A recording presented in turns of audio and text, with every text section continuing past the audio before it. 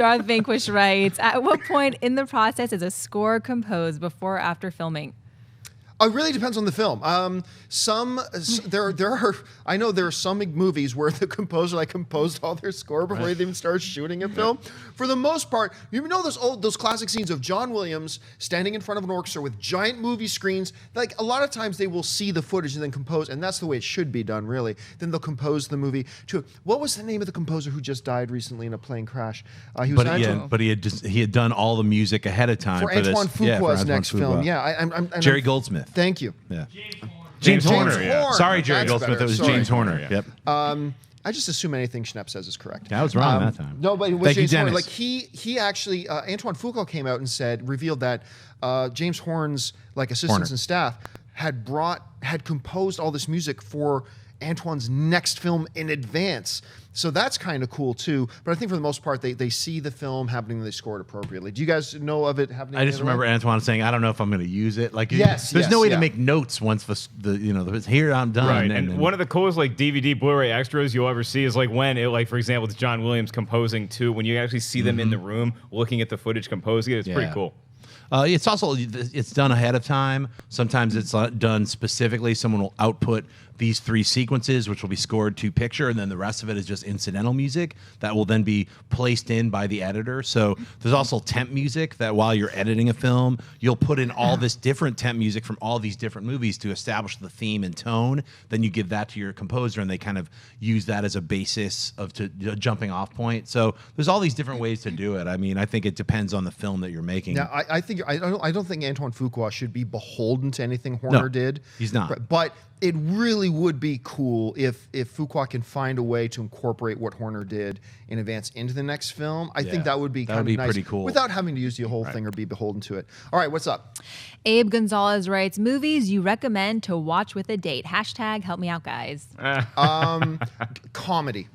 Comedy is always great when you can have a shared experience. To me, that's what movies are, shared experiences. And when you can have a shared experience where you're laughing and enjoying yourself, preferably, if you're a guy, comedies that show, sex on the first date.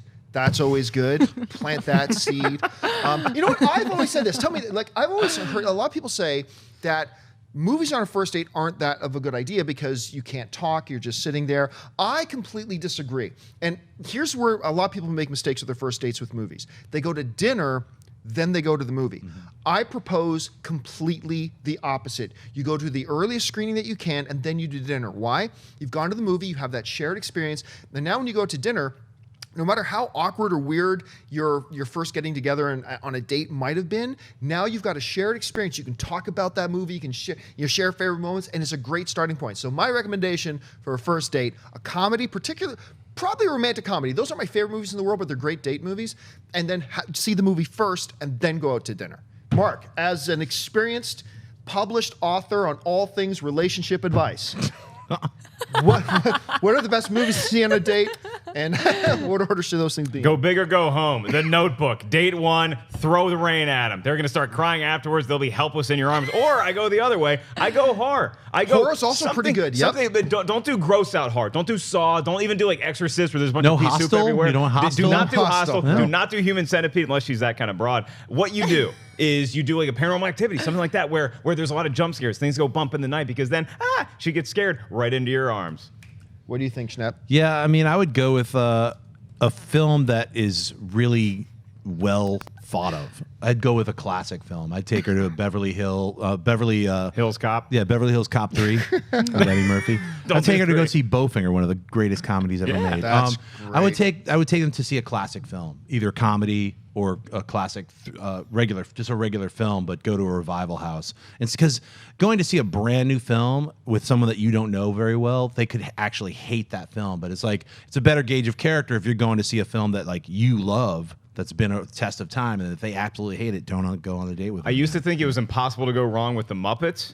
Like any Muppet movie, you think, everybody's going to love the Muppets. Ask Josh McCouga about a Muppet date story. Doesn't always end well. You know, my actual first date, you brought up horror. My first date with Anne was we watched We were supposed to go see something else, but we got there too late. And so we went back to my place and watched 30 Days of Night. And I remember later, like a year or two later, I was talking to the director of 30 Days of Night, Dave Slade, and I said, by the way, I have to thank you because it was your movie that was my first date, and I married the girl. Wow. So, yes. You went vampires. Thank you, Right. David Slade, for that. It's good, too, because they get scared. They want to cuddle a little bit. That's what I'm saying, man. Kind of nice. All right, let's go through a few more. Britton Dowers writes, what female director do you want to see direct a Star Wars film? Oh, gosh. You know what? I feel bad because this is my go-to person, but I just think she's that good. James Cameron's Catherine Bigelow. Catherine Yeah. Bigelow. Look, when you look at, and I'm not even talking about Hurt Locker. You go back to like the original Point Break. You know the sensibilities, the action in it, stuff like that.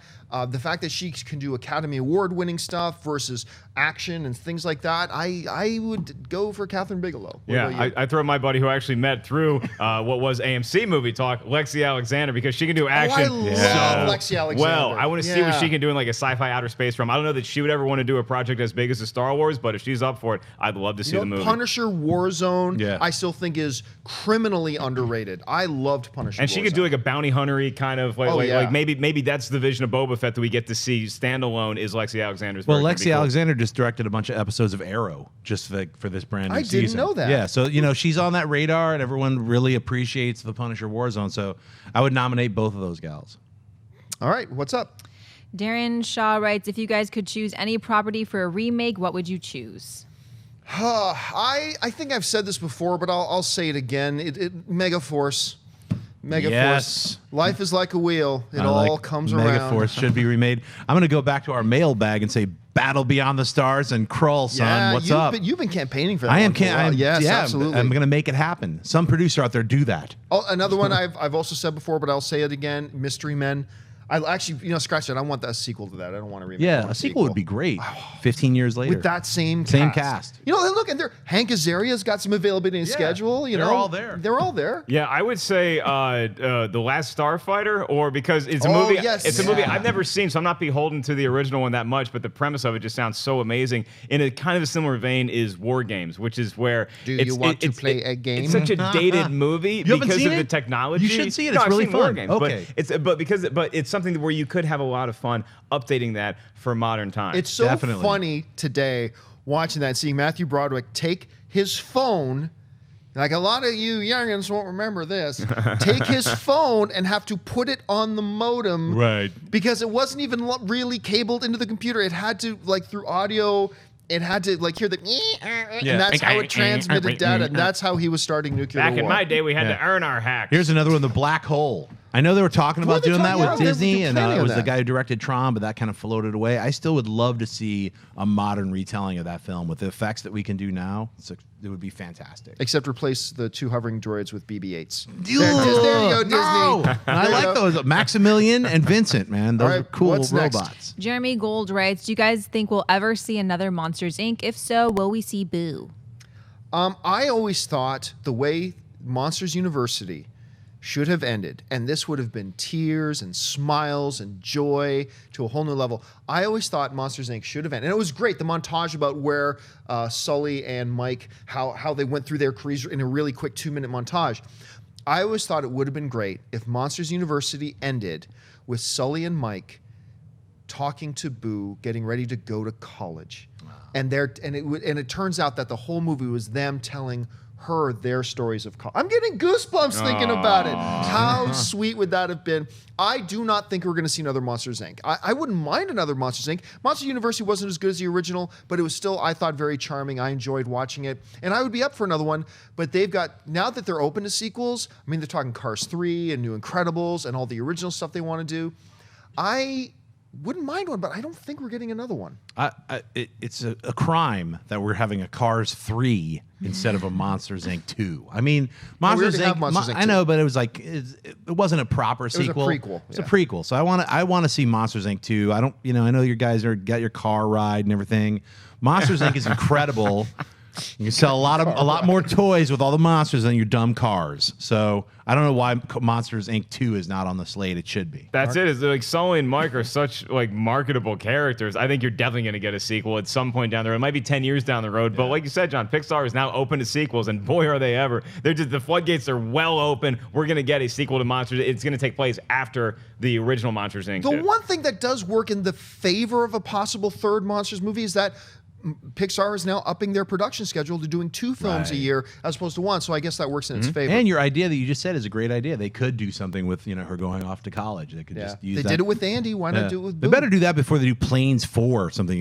Electric 4. Rescue or whatever dumb thing they're going to do with the plane. All right, let's do some more rapid fire. All right, Caleb Danger writes, what's the most rewatchable movie ever? Star Wars.